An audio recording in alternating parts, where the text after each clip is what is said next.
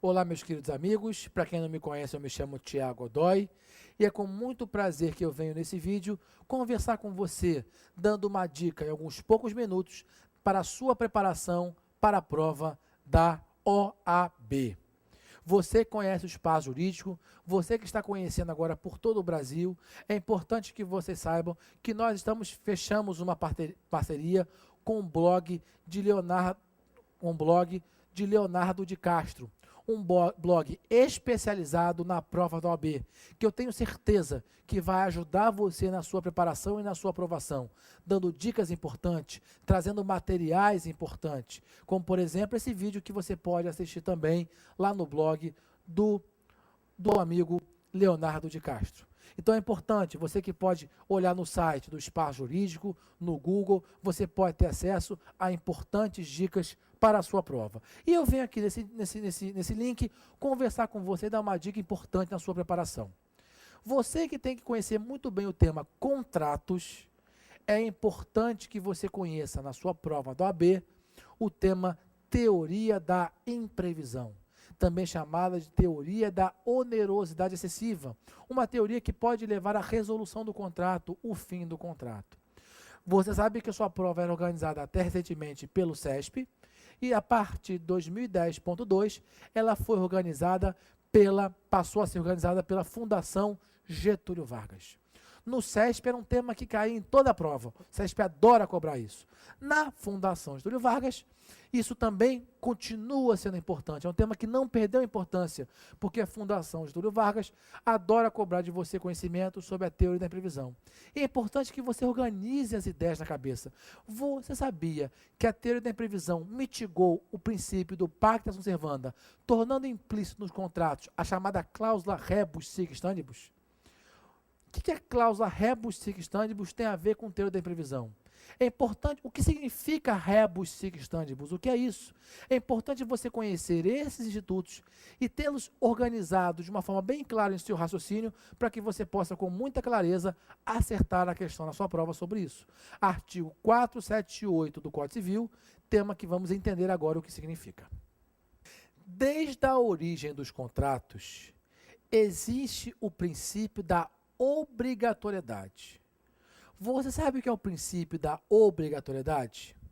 O princípio contratual da obrigatoriedade diz: se você assinou um contrato, você é obrigado a cumprir. Um contrato faz lei entre as partes. Claro que eu estou sempre pressupondo que o contrato é legal.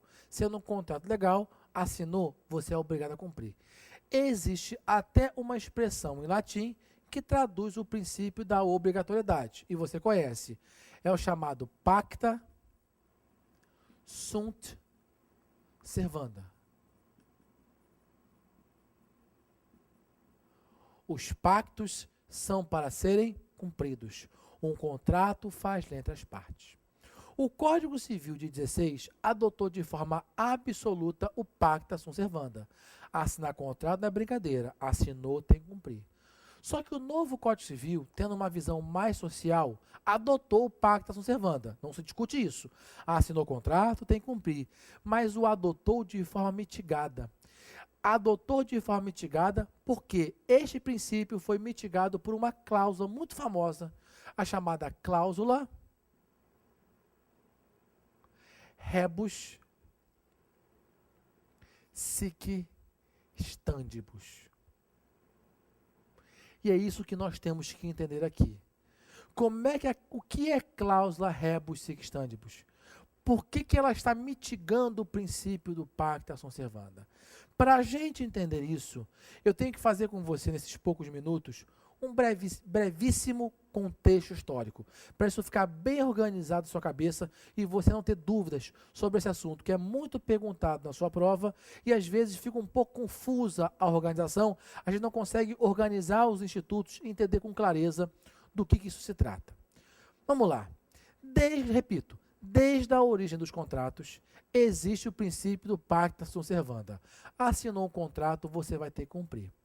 Todavia, existia um momento histórico, eu estou muito lá atrás, em que o princípio do pacta sunt servanda foi colocado em xeque.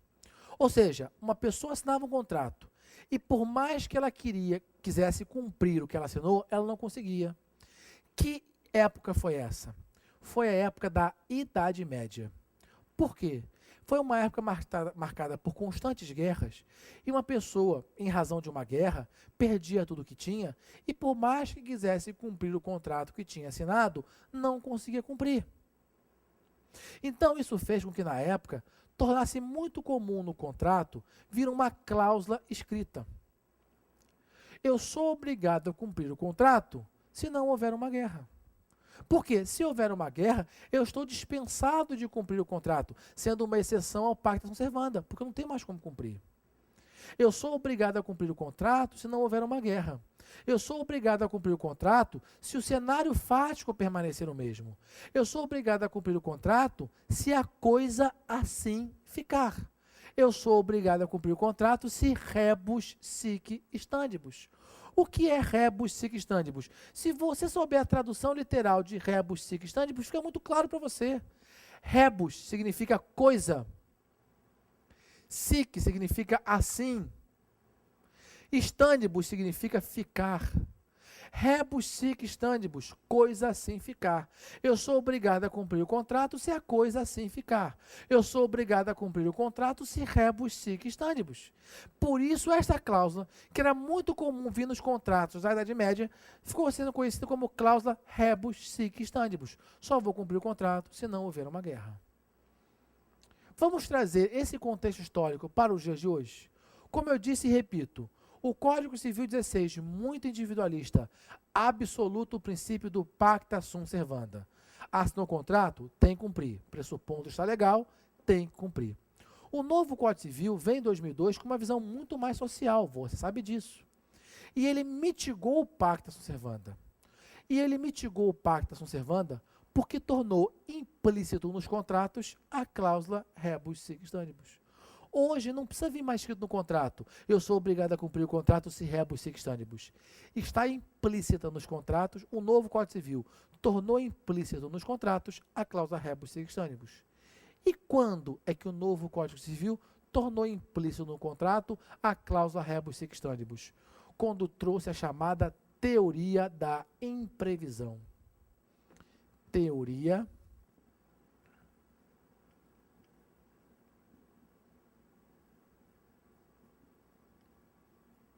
não existia no Código Civil antigo, novo Código Civil, também chamado teoria da onerosidade excessiva. Teoria da imprevisão ou teoria da onerosidade excessiva, uma novidade do novo Código Civil que tornou implícito nos contratos a cláusula rebus sic stantibus. O que é teoria da imprevisão? O que é teoria da onerosidade excessiva? Se eu assino um contrato com você hoje e acontece um fato imprevisível e superveniente que desequilibra esse contrato, eu posso pedir a resolução do contrato. Então eu assino um contrato com você hoje, acontece um fato imprevisível e superveniente que torna muito caro para mim e com uma vantagem excessivamente onerosa para você, desequilibrou o contrato. Eu posso pedir o fim desse contrato, resolução do contrato.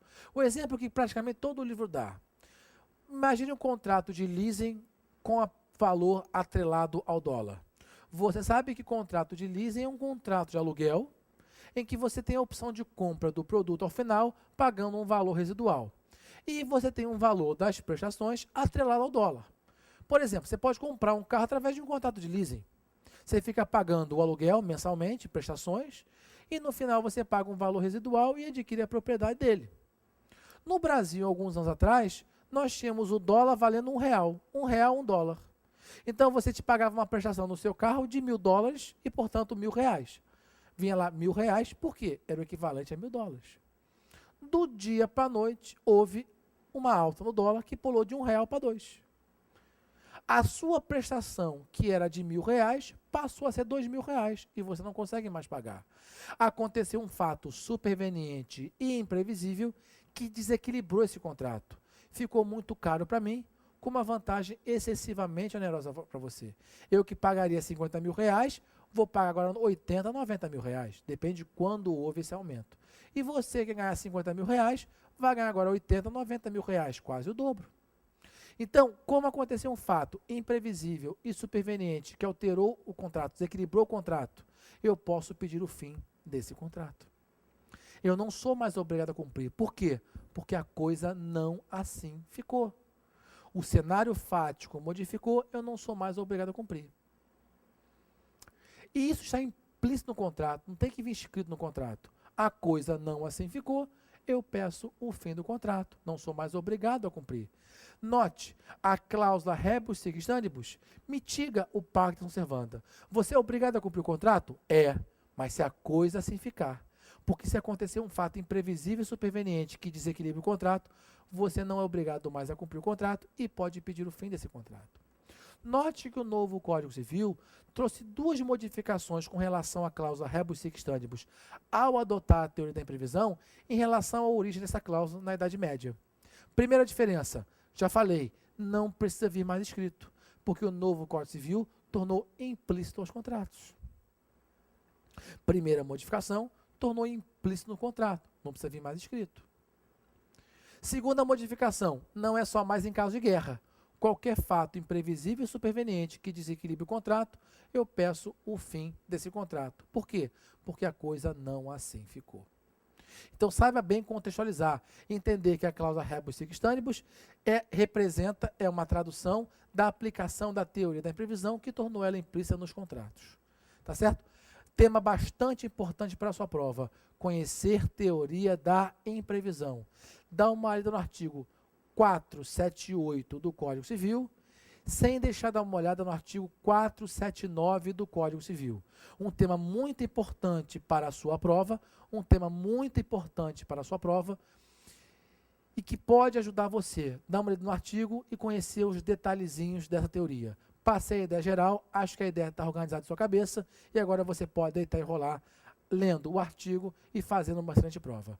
Que você consiga a sua aprovação o mais breve possível e consiga realizar o seu sonho na aprovação daquele concurso que você sempre sonhou. Um beijo muito carinhoso, um abraço muito carinhoso e até uma próxima oportunidade. Até logo.